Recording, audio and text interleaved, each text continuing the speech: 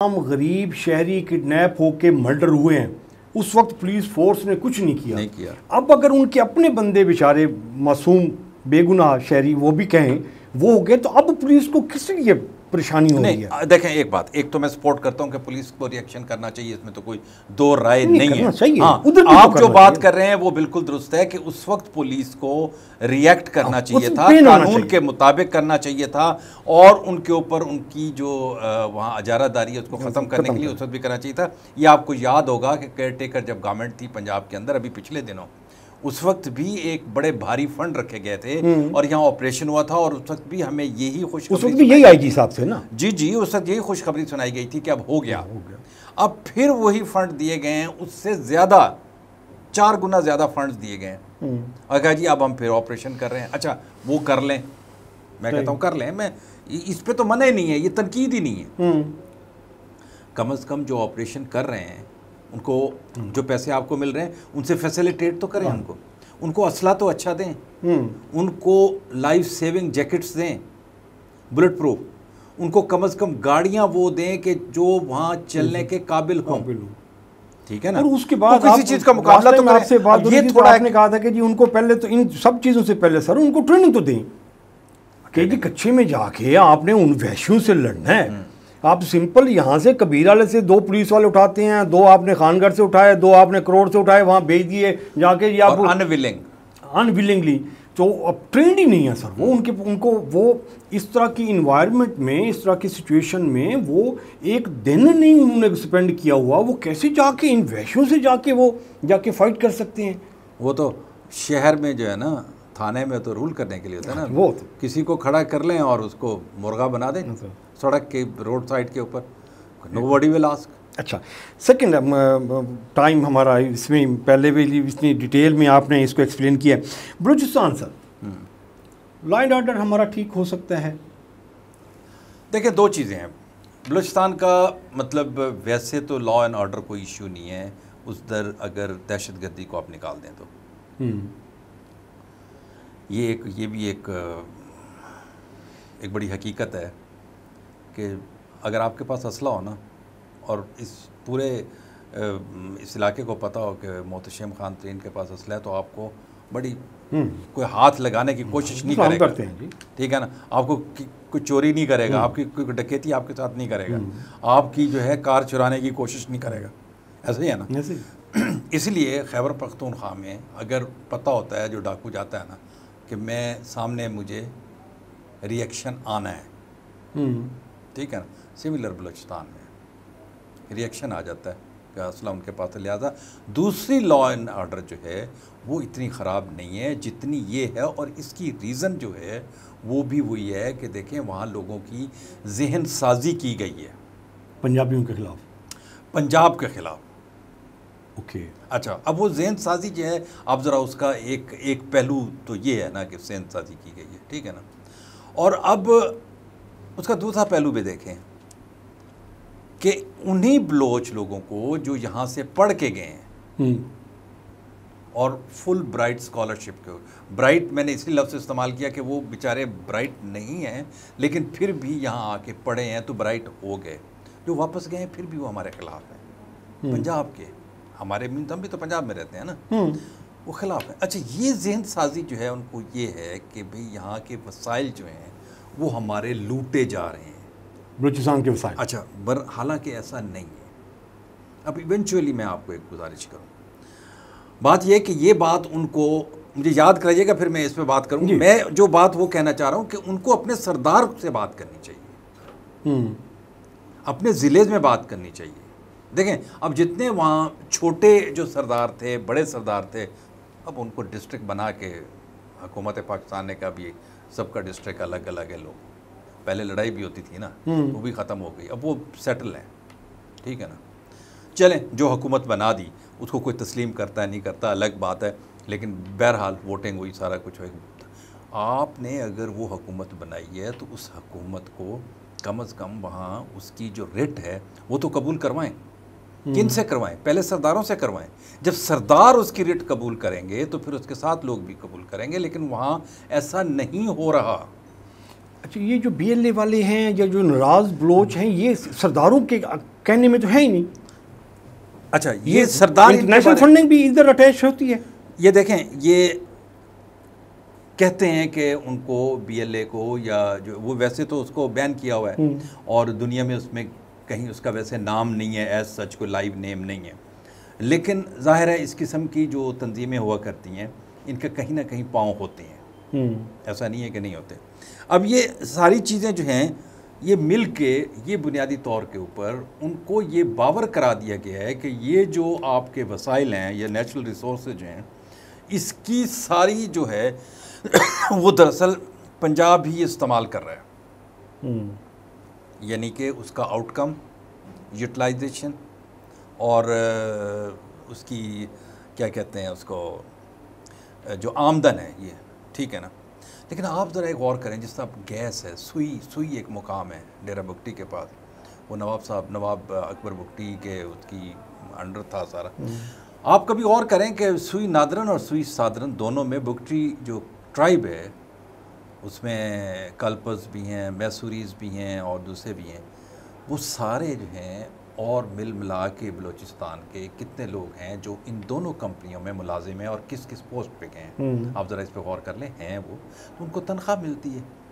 सही है, ठीक है ना।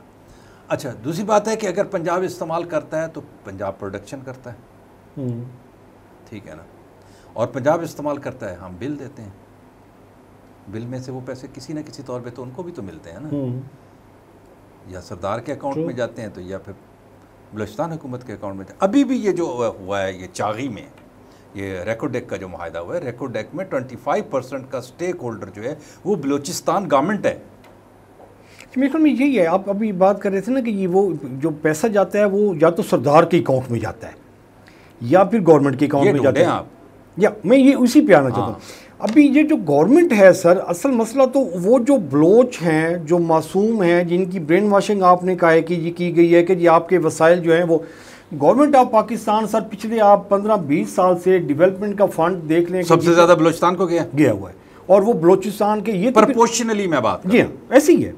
और इसमें फिर ये जो हमारी फेडरल गवर्नमेंट है ये फिर अक्ल का इलाज करवाए ना, ये चंद बंदों को पैसे दे देते हैं अरबों रुपए, उसके बगैर चारा नहीं है ना, क्योंकि वो सरदार भी आपस में लड़ते हैं ना, तो फिर जो उनके काबू आ जाता है उसको वो कर लेते हैं, जो काबू नहीं आता उसको नहीं करते। अभी भी जो वज़ीर आज़म ने जो कॉन्फ्रेंस रखी है उसमें सरदार अख्तर मैंगल ने रिफ्यूज़ किया कि मैं नहीं आता।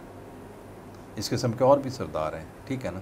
अब उनको क्या दुख है, या तो आप उसको एड्रेस करें, और अगर एड्रेस नहीं करना तो फिर उसके बराबरी की बुनियाद पे उन्हें नेगोशिएट करें कि आप इतने बड़े सूबे को इसकी नज़र मत करें, आप उनकी बेहतरी के लिए काम करने दें। क्योंकि बात यह है कि ये उनको समझाने की कोशिश करें, और जो लोग ये बात कर रहे हैं, मैं बल्कि आपसे ये बात करना चाह रहा हूँ कि आप भी इसको मैसेज दें कि जनाब वो बलोच को गलत उकसा रहे हैं। अगर देखें, अव्वल आखिर रहना तो इसी मुल्क के साथ है ना, ठीक है ना, इस रियासत के साथ। अगर वो उनके वहाँ से कोई एक्सप्लोरेशन होती है, जिस तरह अभी गवादर है, फिर एयरपोर्ट बनने जा रहा है, बन चुका बल्कि उसको तो अब ऑपरेशन होने जाना है, ठीक है ना, तो भाई मेरे उसमें अल्टीमेटली जो फ़ायदा जाएगा कमाई का वो तो बलोचों को जाएगा, बलोच सरदारों को जाएगा। हाँ। जब तक आप उसको लोकल बॉडीज़ पे और आम बलोच को सर कुछ नहीं शेयर मिलता ना सर, तो ये दूसरा बलोच, जैसे अभी अख्तर मैंगल की आपने दिया है, भाई आपने 10 सरदारों को अकोमोडेट कर दिया, एक को नहीं किया, उसमें तो नाराज़ होना ही है। अब ये भी एक मैं आपको बड़ी दिलचस्प बात बताऊँ, उन सरदारों को पैसे मिलते हैं। जी हाँ। अच्छा, अब सरदार से जाके वो पूछे ना, सरदार उनको पैसे क्यों नहीं देता? देता है, सरदार नहीं देता है। देखें मैं आपको एक बात बताऊँ, फिर आप काम करें ना,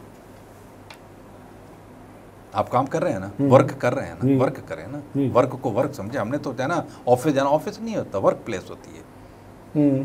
अगर हम समझें, हम तो नहीं, हम तो अफसर होते हैं, ऐसे होता है ना।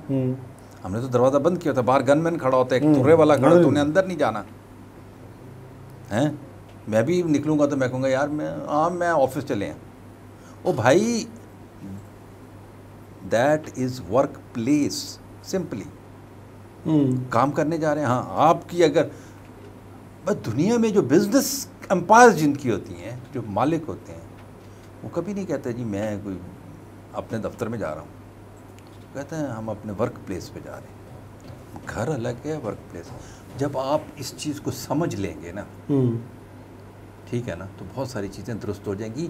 सबसे बड़ी चीज़ वही जो आपने एक बात की थी वो रह गई, और मेरा जो है फोकस ज़्यादा उसी पे होगा, वो तालीम। कि जब आप तालीम उनको सही देंगे और उनको बताएंगे कि रियासत क्या होती है, हकूक़ क्या होते हैं, और फिर उसका इन रिटर्न कैसे मिलता है। लेकिन शौकत साहब, जब हम कहते हैं रियासत होगी माँ के जैसी, तो वो जब बच्चा ग्रोन अप होके वो माँ के जैसी रियासत का वो मॉडल ज़हन में लेके वो बाहर जाता है, तो उसको उसकी तबीयत साफ़ कर देती है रियासत कि जी तूने ये बात क्यों की है, तूने बिल का गाना गाया है, लिहाजा तू तो जा भाई।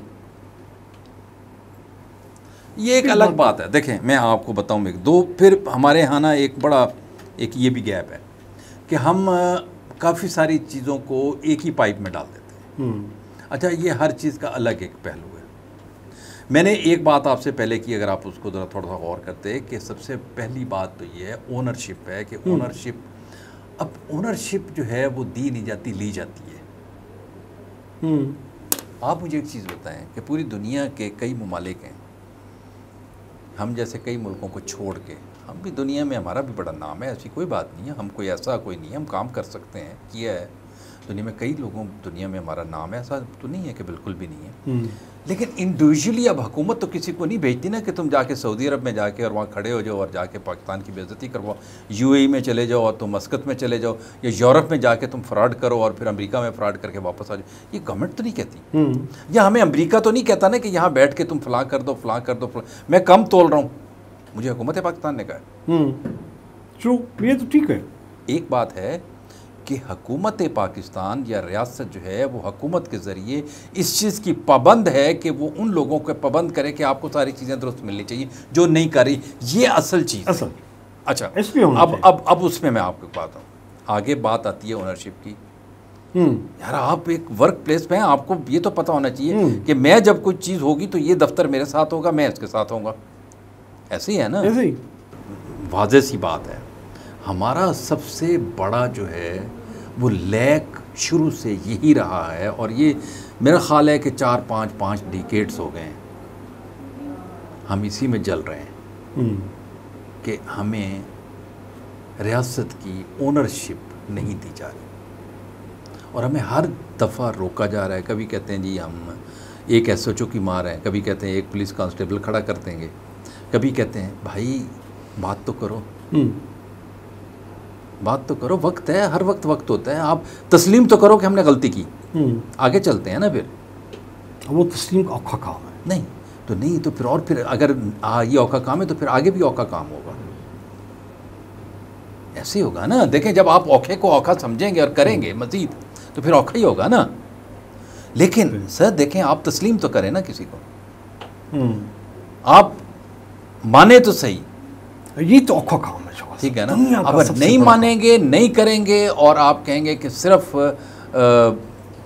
जो मैं कहूँगा वही होगा, तो फिर ऐसा नहीं होगा। ये दुनिया का बहुत औखा काम है। जो आप अभी 4 साल 5 साल के बच्चे को कहें ना कि जो तुझे गलती की है तो सॉरी कर, वो कहते हैं गलती की है, सॉरी। अच्छा, ये देखें, ये अब आपने बड़ी खूबसूरत बात की है। ये माइंडसेट हमारा नहीं बनना चाहिए था, वो बन गया।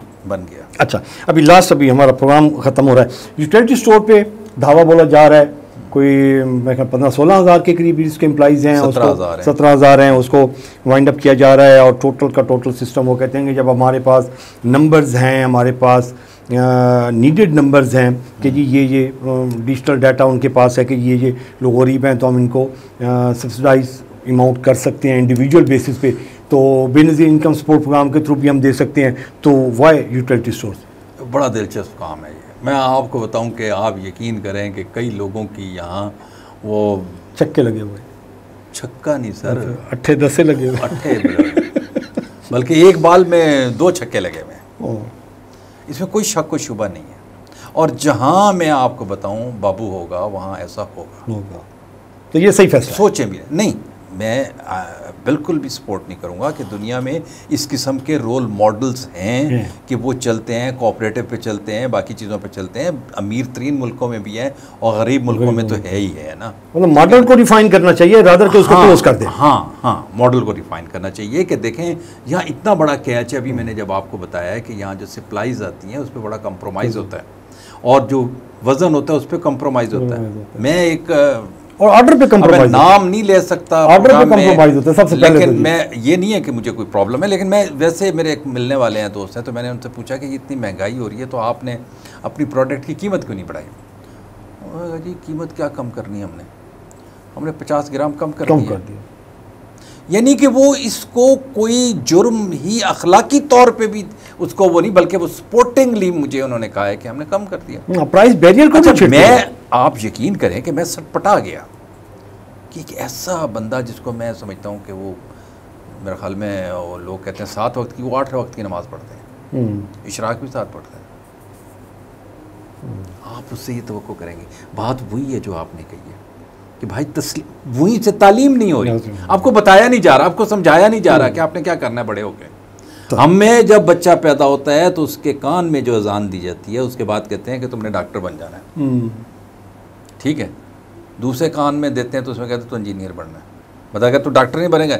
लेकिन यहाँ एक बात मैं आपको और बताता चलूँ, अब इससे भी आगे काम चले गए हैं, ठीक है ना। कॉरपोरेट सेक्टर है, जिस तरह आपने ये यूटिलिटी स्टोर्स की बात की है, ये और बातें की हैं। अब लोग फोकस्ड हैं कि मैंने पुलिस में जाना, पुलिस में जाएगा, वो कहता है मैंने पटवारी बनना है, तो वो मास्टर्स करके पीएचडी करके भी पटवारी ही बनता है।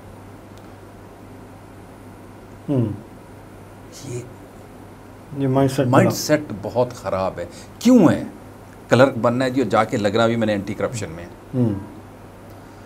यार, इट्स अ हेवन कि पंजाब एंटी करप्शन या सिंध एंटी करप्शन या बलूचिस्तान एंटी करप्शन या आप खैबर पख्तूनख्वा एंटी करप्शन जो है वो उस सूबे के करप्ट जो मुलाजमीन है सरकार के, जिन्होंने उस मुल्क की पूरी बेस को ख़राब किया हुआ है, वो उसकी कमीन गाह है, जो कच्चे के डाकुओं की कमीन गाह है। इसी तरह कस्टम, इसी तरह एक्साइज, इसी तरह सारे, बहुत लंबा हो जाएगा आपका प्रोग्राम का वक्त। सब बहुत शुक्रिया आपके वक्त का और आपके एनालिसिस का। लेकिन ये था आज का प्रोग्राम। शुक्र साहब ने बड़ी डिटेल में कच्चे के डाकुओं का और जो तुमन सरदार हैं उनका जिक्र किया है, पुलिस की इन्वॉल्वमेंट का जिक्र किया है, और जब बलूचिस्तान का जिक्र आता है तो वो ज़हन साजी का जिक्र कर रहे हैं शौकत साहब। और यूटिलिटी स्टोर्स का जब हम जिक्र करते हैं तो उसमें बड़े इश्यूज़ हैं, और आर्डर लेकर सप्लाई तक, बिलिंग तक सारे के सारे काबे ही हैं। देखें क्या होता है और हुकूमत कहाँ तक कैपेबल होती है इन चीज़ों को मैनेज करने के लिए। अपना और अपने प्यारों का ख्याल रखिएगा। बहुत सी को इजाज़त दीजिए। अल्लाह ने के बाद।